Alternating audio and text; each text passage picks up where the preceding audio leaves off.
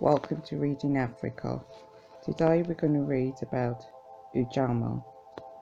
Ujamaa was a socialist ideology that formed the basis of President Julius Nyerere's social and economic development policies in Tanzania after it gained independence from Britain in 1961. President Nyerere published his blueprint, which was titled the Arusha Declaration in 1967, in which he pointed out the need for an African model of development, and that formed the basis of Ujamaa as policy. Nyerere used Ujamaa as the basis for National Development Project. He translated the Ujamaa concept into a political, economic management model through several means. 1.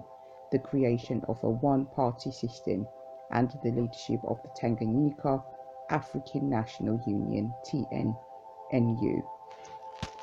2. The institutionalization of social, economic, and political equality through the creation of a central democracy. 3.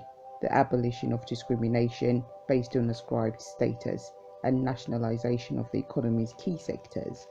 4. The villageization of production, which essentially collectivized all forms of local productive capacity. 5.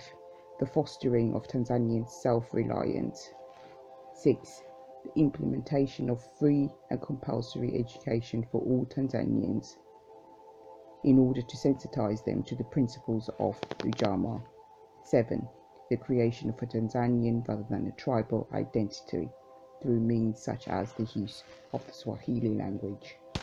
After the independence from British rule on December 9, 1961, the sovereign state of Tanzania was created and was in need of a new political order.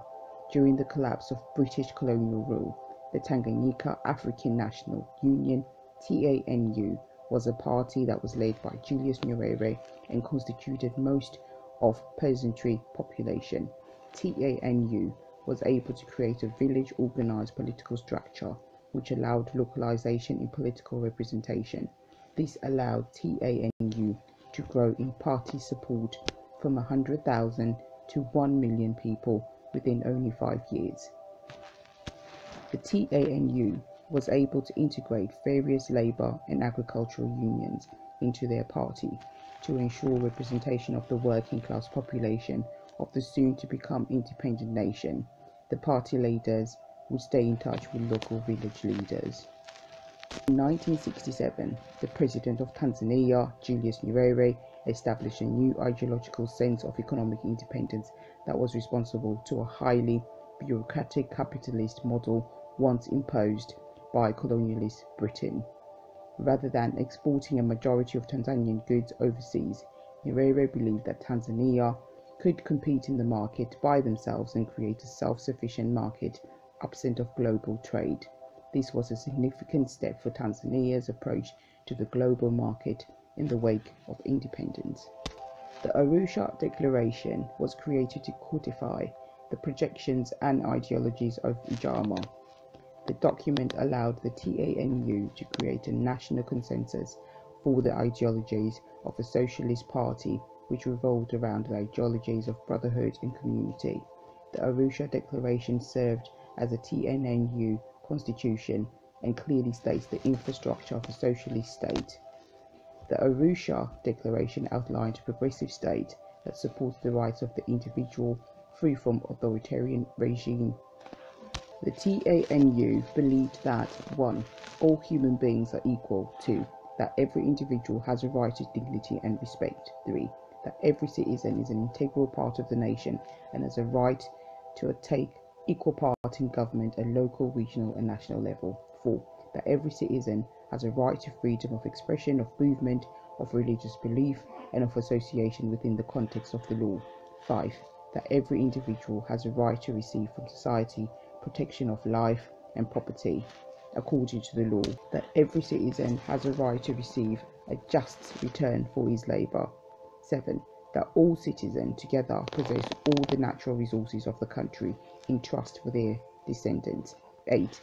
That in order to ensure economic justice, the state must be effective have effective control over the principal means of production. 9.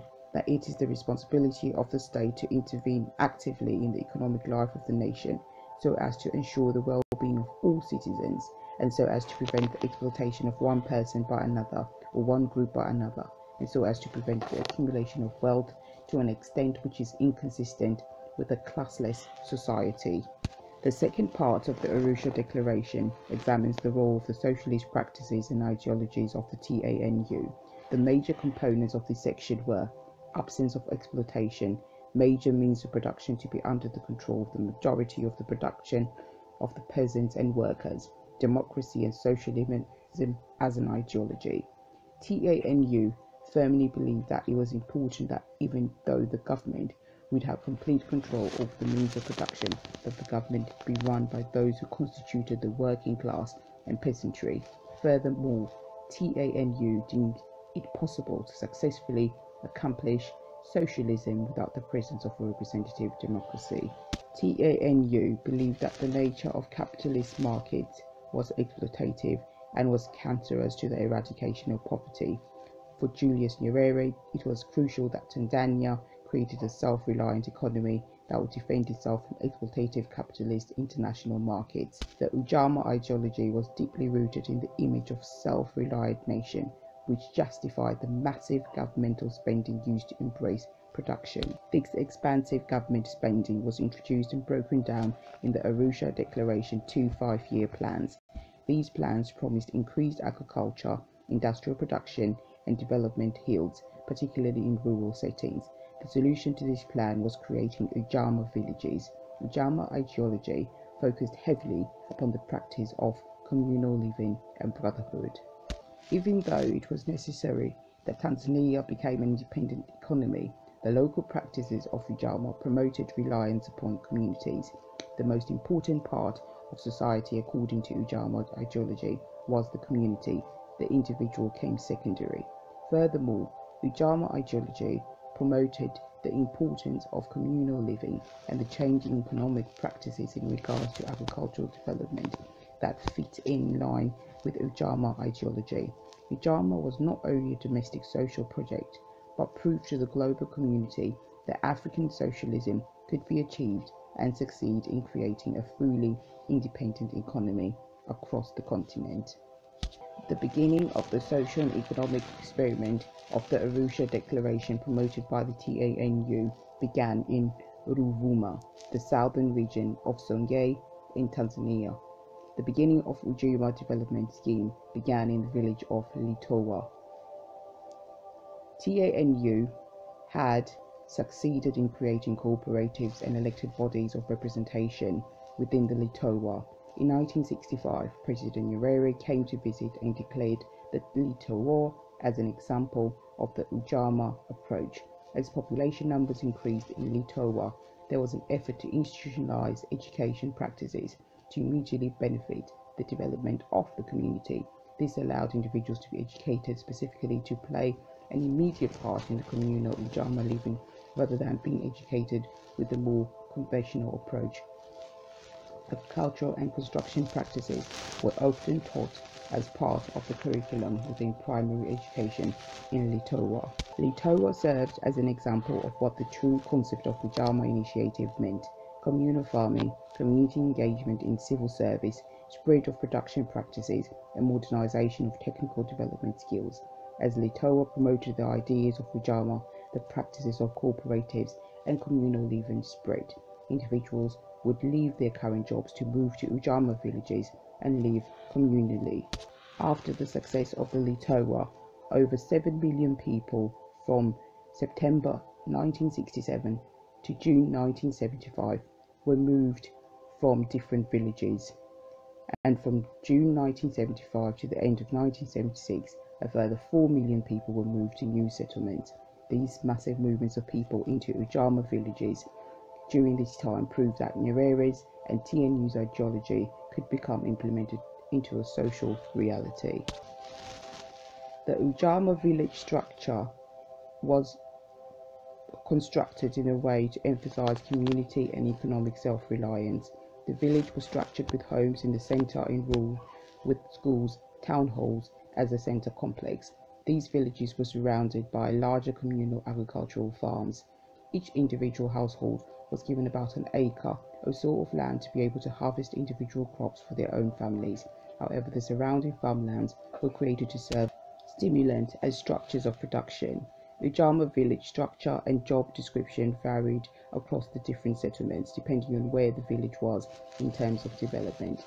Villages with less agricultural infrastructure and smaller populations would have greater division of labour amongst these people. Many people would spend their days on the cooperative ploughing land and planting staple crops. Communities that had large populations struggled with division of labour. As larger Ujamaa villages developed, they became a problem, not only with agricultural yield, but with labour practices. As Ujamaa villages became increasingly developed, people would pursue less work and would often be punished with being forced to work overtime. TNU served a vital purpose in aiding the localised Ujamaa villages. The TNU supplies larger resources such as clean water, construction material, and funding for supplies. Furthermore, TNU aided local communities by creating elections and forms of representation for the larger political party. Furthermore, TANU persuaded individuals through Tanzania to join the communal living within the Ujamaa villages. This allowed for Ujamaa villages to thrive, as professionals would leave their professions in other cities to join the Ujamaa movement. This created the legitimacy and social traction that the Ujamaa program needed to make a mark on the international community. The Ujamaa experiment suffered many successes as well as losses that led to the end and the decline of the Ujamaa project. This was based on the oil crisis in the 1970s, the lack of foreign direct investment, the two successive droughts that came on, the onset of the war with Uganda in 1978, and the collapse of export commodity prices. However, in recent times, within the 21st century, the principles of Ujamaa are being resurrected through song and dance across the streets of Tanzania. It is also known that African Americans celebrate the Kwanzaa in order to continue to uphold the essence of building and maintaining the Ujamaa project. This is the end of the Ujamaa reading. Thank you for listening.